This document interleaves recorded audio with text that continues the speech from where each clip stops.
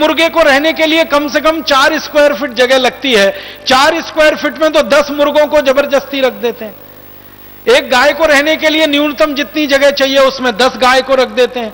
एक भेड़ को रहने के लिए, बकरी बकरे को रहने के लिए जितनी जगह चाहिए उसमें 10 गुने ज्यादा रख देते हैं। तो जानवर हमेशा तनाव में रहते हैं क्योंकि जगह कम होती है उनको रहने के लिए।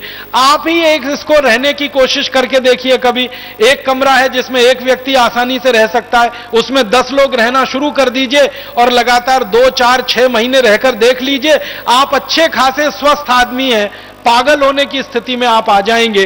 तनाव इतना बढ़ जाएगा, चिड़चिड़ापन आपको इतना बढ़ जाएगा, परेशानियां आपको इतनी बढ़ जाएंगी। तो वो जानवर तो महीनों ऐसे ही रहते हैं, उनको तनाव बहुत होता है।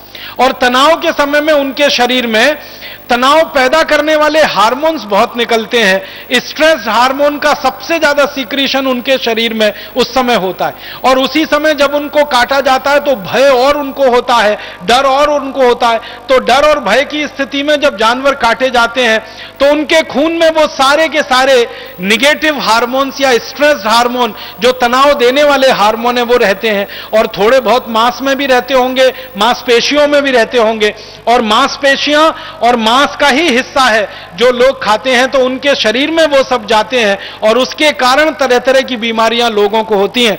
इसलिए दुनिया में कहा गया है कि मांसाहारी लोगों को शाकाहारी लोगों की तुलना में ज्यादा बीमारियां होती हैं और उनके मरने की सबसे जल्दी संभावना होती है।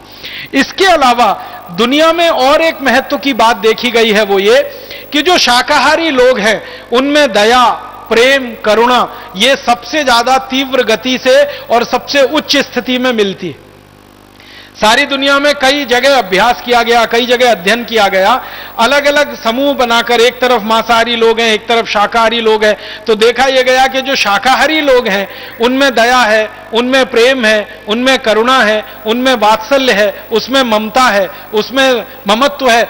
सब तरह के मानवीय गुण सबसे ज्यादा शाकाहारी लोगों में है। और हिंसा है, हिंसा के साथ साथ चोरी, चपाटी, डकैती, बलात्कार की भावना, एक दूसरे को दुष्टता के स्तर पर देखने की भावना, एक दूसरे को नुकसान पहुंचाने की भावना, यह सबसे ज्यादा देखी गई है मांसाहारी लोगों में होती है।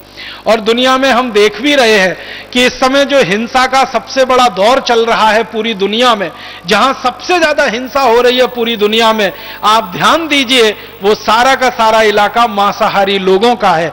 और मांसाहारी लोगों के इलाके में होने वाली जो हिंसा है वो जल्दी खत्म नहीं होती है। 10, 20, 50 साल नहीं, सैकड़ों सैकड़ों साल वो हिंसा चलती है और इस हिंसा में से प्रतिहिंसा चलती है और वो पूरा इलाका हमेशा के लिए अशांत और अशांति में डूब जाता है। दुनिया में जहां शाकाहार बहुत ज्यादा है उन देशों में आप देख लो काफी शांति मिलेगी।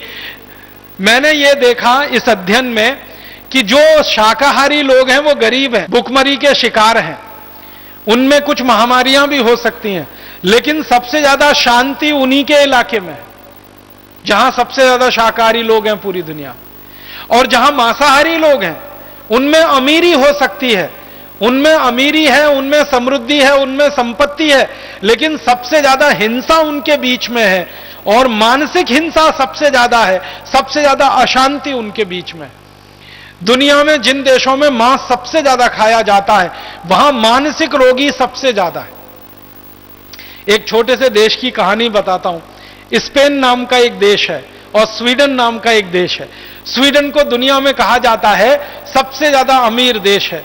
स्वीडन को कहा जाता है वहां विकास का मानदंड सबसे ऊंचा है। परम पूजनीय स्वामी जी थोड़ी देर पहले अपने व्याख्यान में कह रहे थे ना कि संयुक्त राष्ट्र की जो रिपोर्ट बनती है मानवीय विकास की सूचकांक रिपोर्ट, उसमें स्वीडन हमेशा नंबर 1 पर रहता है, भारत हमेशा 136 नंबर पर रहता है। स्वीडन के बारे में कहा जाता है कि वहां के लोगों को कोई दुख नहीं है, कोई तकलीफ नहीं है, कोई परेशानी नहीं है, उनके यहां भ्रष्टाचार नहीं है, उनके यहां मारामारी नहीं है, उनके यहां वगैरह वगैरह बहुत सारे दुख नहीं है। उस स्वीडन के बारे में अभी मैं थोड़ा अभ्यास कर रहा था, यही शाकाहार मांसाहार के हिसाब से। तो स्वीडन है तो छोटा सा देश, लेकिन मांस सबसे ज्यादा खाया जाता है और मांस का उपभोग सबसे ज्यादा है। तो स्वीडन के कुछ डॉक्टरों ने और वैज्ञानिकों ने एक अध्ययन किया वो इस बात के लिए कि स्वीडन की सड़कें दुनिया में सबसे अच्छी हैं, सबसे अच्छी सड़कें हैं पूरी दुनिया में स्वीडन में है। ऐसा कहा जाता है कि स्वीडन की सड़कें हैं वो रबर की सड़कें हैं। जैसे आप रबर की सड़क पर चल रहे हैं तो स्वीडन की सड़कें इतनी अच्छी हैं, लेकिन स्वीडन के वैज्ञानिकों का कहना है कि सबसे ज्यादा दुनिया में पीठ दर्द के मरीज अगर कहीं हैं तो वो स्वीडन में ही है। जिनकी सड़कें सबसे अच्छी हैं, जहां पर गाड़ी ऐसे चलती है जैसे पानी में मछली फिसलती हो, वहां के लोगों के पीठ में दर्द क्यों होना चाहिए? भारत जैसे देश की सड़कों के बारे में यह कहा जाए तो समझ में आता है, क्योंकि भारत में तो सड़कें कम है, खड्डे ज्यादा हैं। यहां तो सड़क के बीच में खड्डे नहीं है, खड्डों के बीच में से सड़क निकलती है। यहां के लोगों के पीठ में दर्द हो तो समझ में आता है पूरी दुनिया में सबसे ज्यादा, लेकिन स्वीडन के लोगों के पीठ में सबसे ज्यादा दर्द क्यों है? तो वहां के वैज्ञानिकों का कहना है कि यह साइकोसोमेटिक डिसऑर्डर है। वहां के लोगों को मनोदैहिक जो चिकित्सा करने वाले वैज्ञानिक है वो कह रहे हैं कि इसकी ज्यादा असंतुलन में से पैदा हुई बीमारियां हैं, उनका सड़कों से कोई लेना देना नहीं है। और उनका कहना है कि ये बीमारियों का एक बड़ा कारण उनके यहां है वो मांसाहारी भोजन है और मांसाहारी जीवों की हत्या है और उनसे निकलने वाली हिंसा है। तो ये अभी अध्ययन सारी दुनिया में हो रहे हैं और बता रहे हैं कि कैंसर ज्यादा हो रहे हैं, डायबिटीज ज्यादा हो रही है, हार्ट अटैक ज्यादा हो रहे हैं, ब्रेन हेमरेज ज्यादा हो रहे हैं, कोलेस्ट्रॉल ज्यादा बढ़ रहा है, मोटापा ज्यादा बढ़ रहा है, हमारे घुटनों के दर्द, कमर के दर्द, कंधों के दर्द ज्यादा बढ़ रहे हैं मांसाहारी लोगों को। तो हम क्यों फालतू में इस दुनिया में जाएं, मांस खाने वाले बने?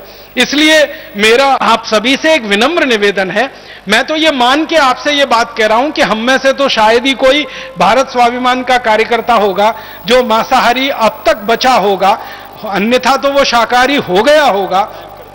प्राणायाम करते करते, योग करते करते, बार बार आस्था चैनल पर परम पूजनीय स्वामी जी का व्याख्यान सुनते सुनते अब तक तो सभी भारत स्वाभिमान के जो कार्यकर्ता